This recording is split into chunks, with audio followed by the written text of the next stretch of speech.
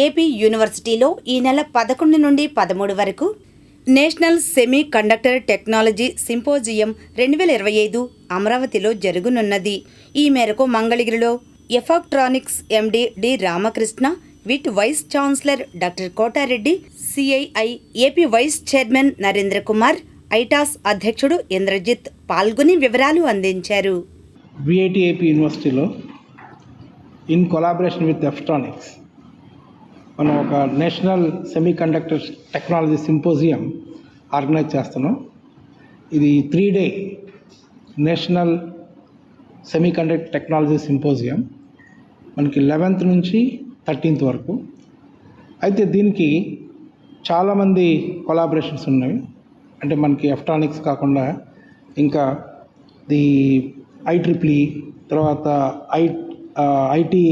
AAP, అది మన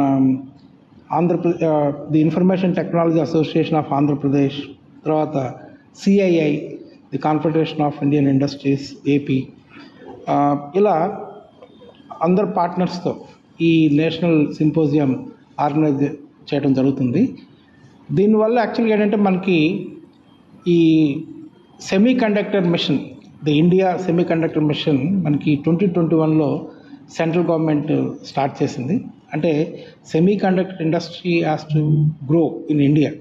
ఇదంతా ఎందుకంటే మనకి 2047కి వికసిత్ భారత్ అంటే డెవలప్డ్ కంట్రీ కావాలి ఇండియా.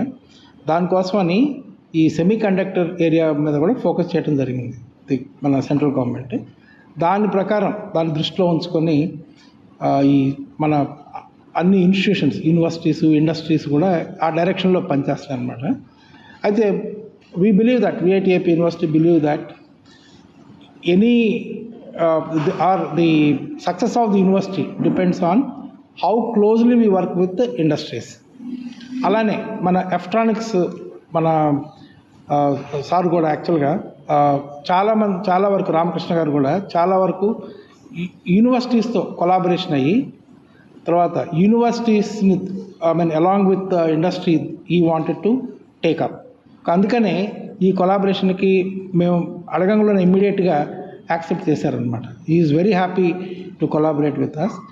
అయితే దీనివల్ల అడ్వాంటేజ్ ఏంటంటే మన ఫ్యాకల్టీకి, స్టూడెంట్స్కి, రీసెర్చ్ స్కాలర్స్కి, పిహెచ్డి స్టూడెంట్స్ కూడా what are the latest technological developments that are happening in the industry అనేది తెలుస్తుంది అనమాట. అందుకనే we would like to express our sincere gratitude to our Ramakrishna Garu, who is allowing us, or who is actually coming forward to have the collaboration with VIT University to organize this the National Semiconductor Technology Symposium. Chips అనేది మనం అందరం కంప్యూటర్లో ఇట్లా చూస్తున్నాం. ఇప్పుడు ఈరోజు ఉన్న chips 20 రూపాయల నుంచి చిన్న మైక్రో ప్రాసెసర్ చిప్ నుంచి వేలల్లో ఉన్నాయి.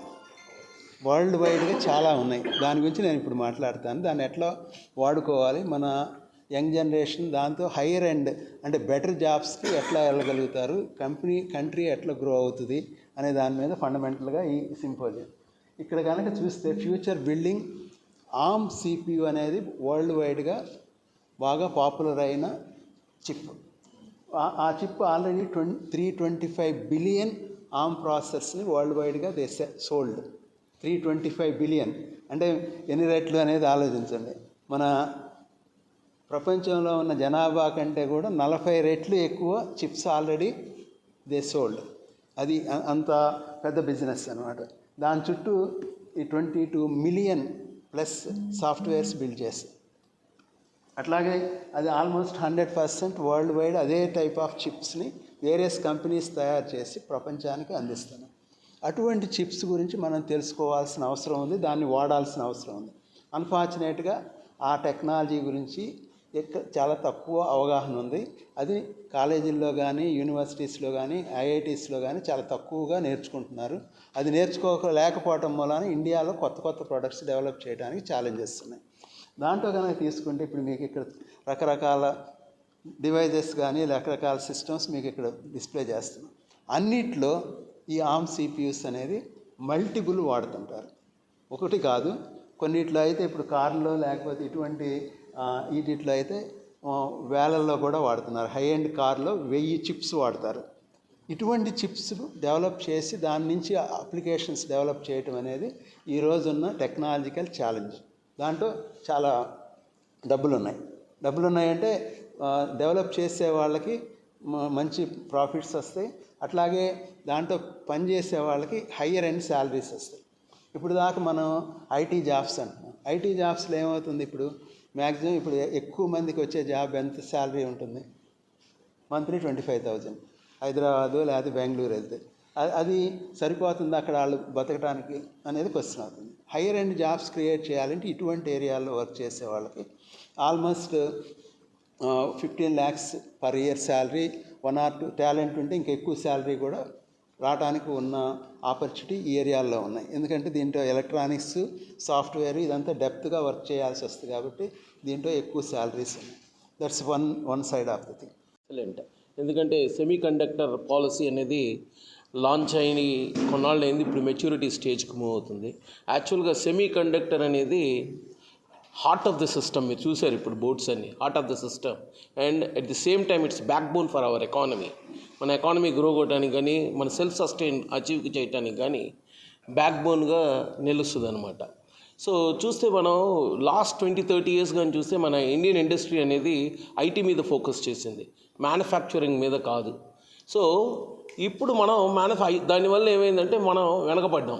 Various countries like Taiwan, South Korea, US and Japan, various countries వాళ్ళు ఎహెడ్ వెళ్ళి వాళ్ళు సెమీ కండక్టర్లో ఇన్వెస్ట్మెంట్స్ రేస్ చేసి సెమీ కండక్టర్లో ఎహెడ్ వెళ్ళారు. వాళ్ళు 64-bit and ahead multi core processors తయారు చేసే రోజులో మనం మొన్న 32-bit ప్రాసెసర్ ఒకటి లాంచ్ చేసింది మన ISRO. So we are far behind అనమాట.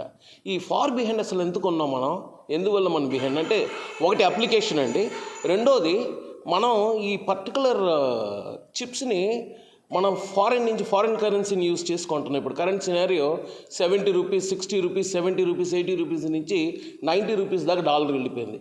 ఇదే రేట్లో కానీ మనం వెళ్తే మనకు వచ్చిన ఫారిన్ కరెన్సీ మొత్తం చిప్స్ కొనడానికి సరిపోద్ది. అందువల్ల మన సెమీ కండక్టర్ మిషన్ అని చెప్పి మన సెంట్రల్ గవర్నమెంట్ ఒకటి లాంచ్ చేసి వేరియస్ సబ్సిడీస్ ఇచ్చింది.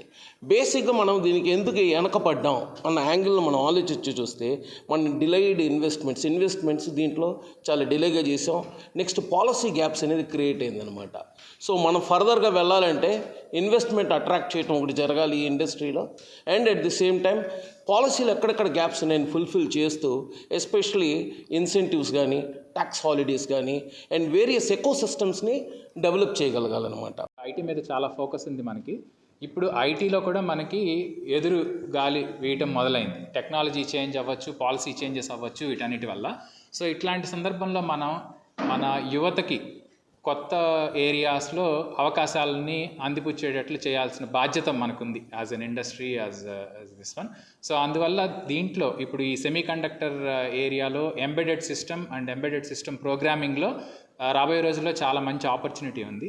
యాక్చువల్గా కోవిడ్ తర్వాత చూస్తే ఈవెన్ కార్ మ్యానుఫ్యాక్చరర్స్ ఒక 6 నెలలు 7 నెలల పాటు ప్రోడక్ట్స్ని బయటికి తీసుకురాలేకపోయారు. ఎందుకని అంటే చిప్స్ షార్టేజ్ వల్ల, సెమీ కండక్టర్ చిప్స్ షార్టేజ్ వల్ల. మన ఇండియాలోనే